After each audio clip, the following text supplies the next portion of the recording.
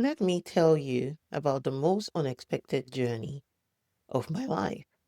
From someone who was terrified of speaking to someone who now speaks for a living.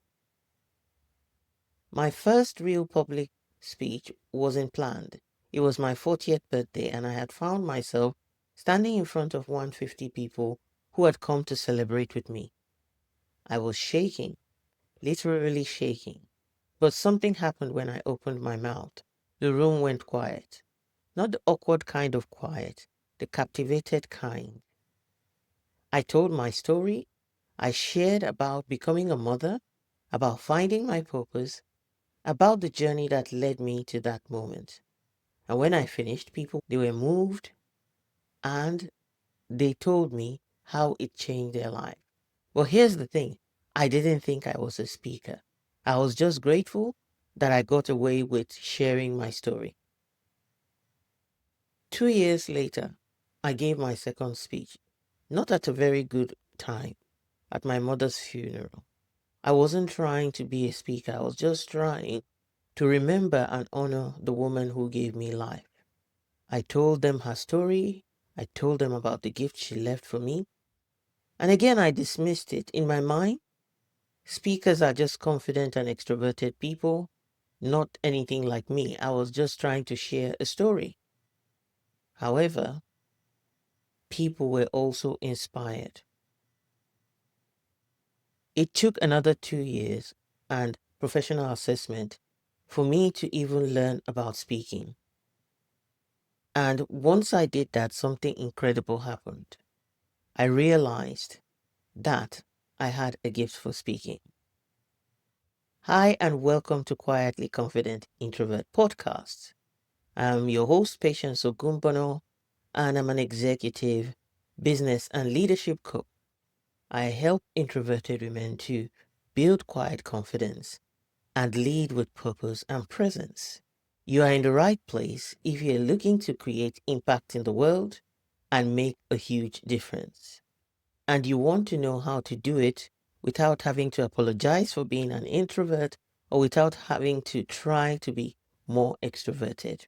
So welcome, and I hope that at the end of this you'll be inspired to subscribe, but you also invite others to subscribe too. Thank you for listening. And today we want to talk about why introverted women tend to not find their voice for speaking and how you can find that hidden voice of yours to start to speak. So, why did it take me so long? Why did it take me 42 years to discover something that others could see clearly? Here are 3 invisible barriers that I identified and I would want to share with you today that I believe will make a difference. The first one is you're waiting for permission. You think that someone else needs to invite you to speak, to validate your voice, to give you the stage. But here's the real truth I want you to understand. Your voice doesn't need permission. What you need is to find a space for expression. Number 2 is that you're afraid of judgment. You think that you'll be criticized, dismissed, or even ignored. But the worst judgment you are facing at the moment is not that from others, it's the judgment you are putting upon yourself. And number 3, you need to recognize your own gift. When we talk about speaking, it's not about being loud or perfect, but the most important speakers and brilliant speakers aren't the loudest. They are the most authentic and they lead from a place of seeking to connect. So for me, I was able to lean into my introverted nature and understand that people wanted depth. We connect deeply, we value connection, and we come at speaking in the same way. Therefore, if you lean into that quality of depth, it can make a difference in finding that authentic voice that you need to bring to the stage to speak. Of course, you take your time, you're more considered, and you choose your words carefully. You create that space for others to feel, to think, and to process. What if that's not your area of specialism? Whatever your area of specialism is, what's important is that you do have a voice. and you can use this voice. As Meghan Markle says, she talks about the fact that women keep looking and seeking to find their voice. However, your voice is not lost.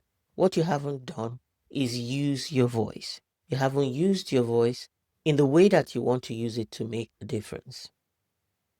So when I finally stepped onto professional stages, I realized something very incredible. People weren't just drawn to me because I was loud or flashy. I was great at telling stories. They were drawn to me because I was real. They could connect to my stories because I spoke from a place of depth and I spoke from a place of connection. Introverted speakers love that intimate experience and can create intimate experience in the room. I have never been someone who worries too much about my performance. I'm more interested in what will the audience take away? How can the audience gain something from being here today, from taking the time to come and listen to me? And I allow myself to be vulnerable. I remember going for training where I was speaking in a conference, and the question that I was asked was not one that I knew how to answer immediately. I didn't try to pretend that I knew the answer.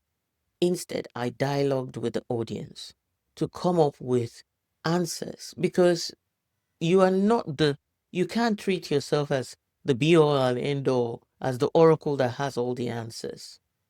And like I said, because you fear people's judgment, you might be holding back from beginning to use your voice. So it's important to recognize that you are able to speak, you're able to use your voice to make a difference from the things that matter to you, from the things you're passionate about. It's about the way you see the world, the way you process experiences, the way you connect with others. Your voice can carry the wisdom that people need. And then start small. Start small. It takes little steps before you can get to a keynote. Share your story in safe spaces. Practice using your voice. When I first started speaking, one of the things that I was shocked by was the fact that introvert or not, quiet or not, you are able to make a difference. But one thing I also want you to realize is that one of the key insights that I gained was the reason why I hadn't spoken for 42 years was because I was in the wrong environment. I was waiting for confidence to find me in that environment. And there was no way that confidence would find me unless I took a step and actually used my voice. When I finally did that, when I finally found myself in rooms that recognized my gift, my voice emerged naturally. The right environment doesn't just allow your voice to emerge, it calls it forth. It honors your way of being. It creates space for your unique gifts. So if you're watching this and thinking, I could never do that, I want you to ask yourself, are you in the right environment, around the right people who celebrate who you are? Are you surrounding yourself with people who will be willing to give you the space, the opportunity to use your voice, to develop it, and to find that unique gift that you have? So here's what I want you to do right now. Not tomorrow, not next week, right now. First, recognize that your voice matters. Not because you're perfect, but because you are who you are. Your experiences, your perspective, your quiet wisdom. The world also needs to hear that.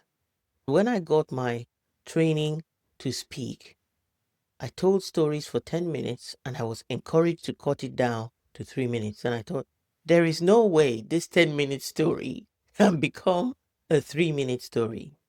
Guess what? I did it. Not only did I do it, I was able to move on to get to the quarterfinals of the competition for speaking. And whilst I didn't make it to the stage that period, I was still given a smaller stage with over 100 people. This was still a significant thing for a first-time speaker who had never spoken, who didn't know how her voice could make a difference. It was really significant. And I was able to go out there and share my message, and people were inspired. And I saw the reaction of people. I got the feedback from my colleagues. and it was really, really inspiring. So share your story in safe spaces. Practice using your voice in low-stake environments. And the third is find people, seek out communities who value depth, authenticity, and who are willing to support you so that your voice will emerge naturally. Go to places where you are celebrated, no places where you are vilified or made to look small. I just want to leave you with some final thoughts. I spent 42 years believing my voice didn't matter because I was waiting for permission I felt that I needed. Don't wait as long as I did. Your voice isn't hidden. You're not trying to find your voice, and your voice isn't weak. Your voice is there and it matters. And the world doesn't need another loud voice. It doesn't need you to be perfectly polished before you start making a difference. That perspective that you've got, your own authentic story and experience, matters to the world. This is what I found out when I started to speak. So stop seeking permission. Start going out there, giving your own self permission. Stop judging yourself. Start going out there. Your voice is not hidden. It's actually ready for you to start making an impact. If this resonated with you, let me know what action you're going to do next. And please share this with other people to inspire and encourage them as well. Thank you for watching. Thank you for listening. And remember that your emergence is not just possible, it is inevitable. Take care and God bless. Thank you for tuning in to another episode of Quietly Confident Introverts. If you found today's discussion valuable, please subscribe, rate, review, and share the podcast with others. Your feedback fuels our mission to empower introverted women leaders. Remember, you can also connect with me, Patience Ogunbona, at The Visionary Introverted Woman, where we are dedicated to helping you discover your inner strength and lead with purpose. Stay true to your vision. Embrace your introverted superpowers, and let's make a lasting impact together. Until next time, stay confidently introverted.